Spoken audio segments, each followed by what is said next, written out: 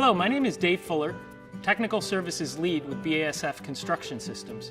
Today I'm at X-Tech Building Materials, and we're going to cover the proper tools and installation as well as mixing of the T1060EX. The T1060EX is a very rapid setting cementitious mortar for traffic conditions. It can be ready for traffic in as little as 1 hour. The EX stands for extended. This is pre-extended with aggregate for ease of application. So we're going to start with the proper tools required to mix this material. We'll need a slow-speed drill, a mixing paddle, a knife, 3.25 pints of clean water, and finally we begin the mixing process with our 5-gallon bucket. And we're going to take this outside to mix so we have a nice well-ventilated area since we're dealing with mixing powders. When mixing these powder-based repair mortars, I want to make sure that we're wearing the proper PPE. You can see I have on my safety glasses, steel-toe boots, my dust mask, as well as gloves.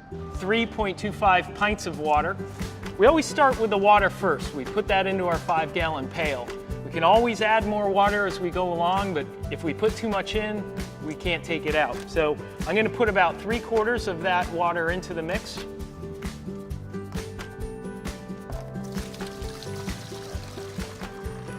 Just hold out a couple pints.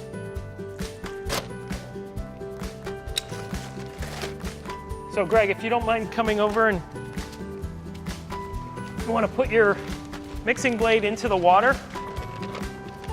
And now Greg's going to add just about 1/5 to maybe 1/4 of the bag of the powder, just to fill up the bottom.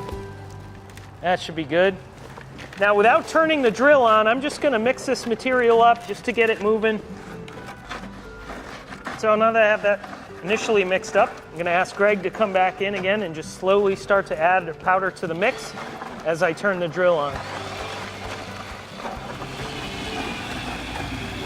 Just a hair more. All right, that's good. That's the consistency we're looking for. You see all the aggregate is on top. We don't see any foam or any admixtures floating on top. It's a nice homogeneous mix. Now we're ready to install. For today's purposes, I'm just going to use a spray bottle and just dampen our surface. I'm not going to allow any standing water. We're just going to make sure we have a nice damp surface, and again, that's going to prevent even the wood from extracting that moisture out of our mix. Next step is we're going to apply the scrub coat. So the scrub coat is basically, it's the same mix we're going to install as our repair mortar, but we're just going to scrub a thin layer into the pores of the material.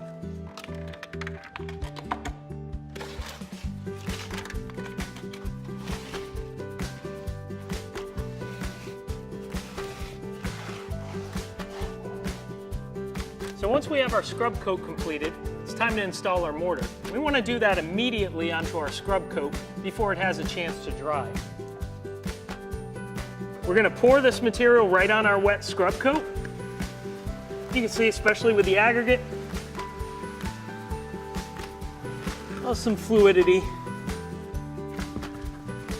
You'll notice it just kind of stays in its shape and it's not floating out, but it doesn't take much. All it takes is a little vibration, little movement, and it will start to spread really nicely.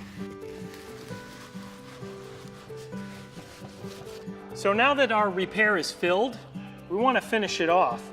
One of the cautions with this material is closing the surface off too fast, especially with a hard steel trowel like this. If we really close that surface off, it can cause blisters. So the finish, we can either use a wood float, same process. So you can see you have all those areas where that air can release from the material. Just 1 or 2 passes just to level it out. Mag float will work the same way.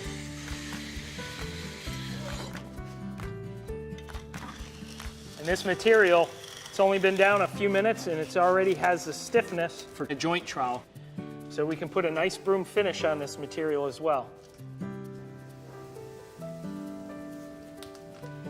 Now you see the material's still soft, hasn't fully hardened yet, I can put my fingers into it very well.